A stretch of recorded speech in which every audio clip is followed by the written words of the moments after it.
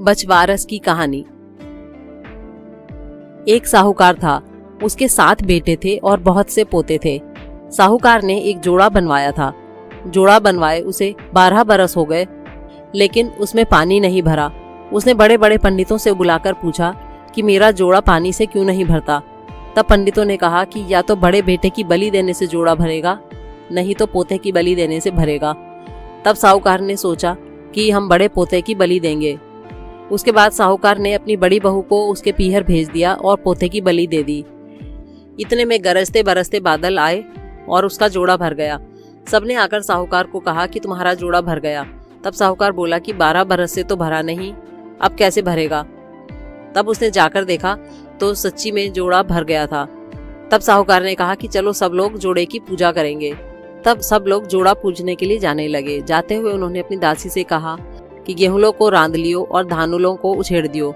साहूकार के गाय के बछड़ों के नाम भी गेहूला और धानुला थे। तब दासी ने गाय के बच्चों को गेहूला और धानुला समझकर रांध लिया। उधर साहूकार और साहूकारनी ने धूमधाम से जोड़ा पूजा। जब वो लोग जोड़ा पूजकर बच्चों के फुदकड़े करने लगे तो जिस पोते की बलि दी थी वो भी गोबर में लिपटा हुआ जोड़े में से निकल आया और बोला मेरे भी फुदकड़े करो।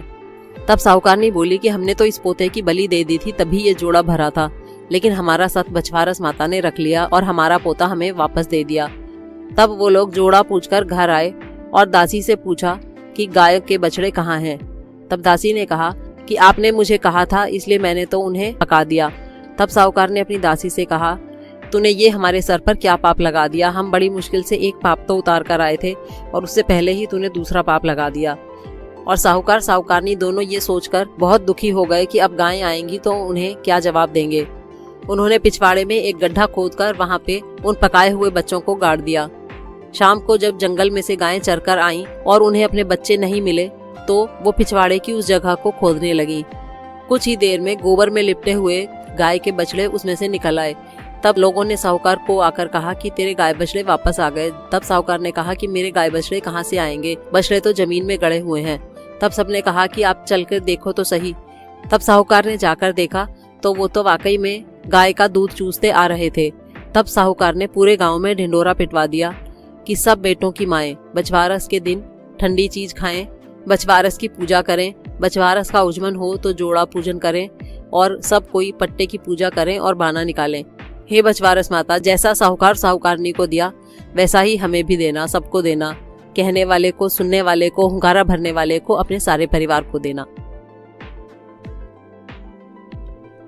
गणेश जी की कहानी।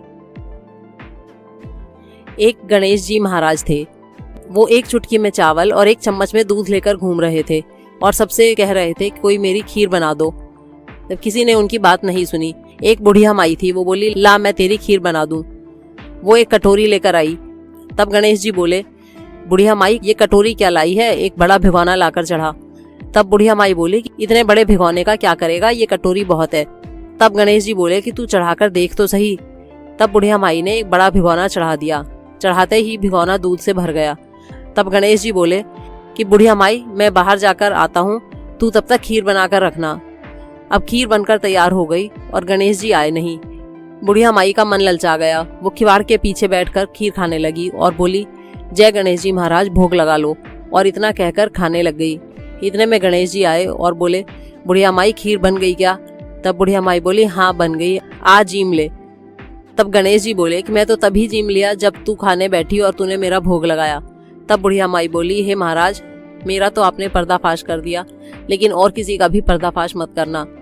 तब गणेश जी ने बुढ़िया माई के धन के अटूट भंडार भर दिए और बोले बुढ़िया माई मैं तेरे 7 पीढ़ी तक निपटूंगा नहीं। हे गणेश जी महाराज, जैसा उस बुढ़िया माई को दिया वैसा सबको देना, हमें भी देना। कहने वाले को, सुनने वाले को, हुंकारे भरने वाले को, अपने पूरे परिवार को देना।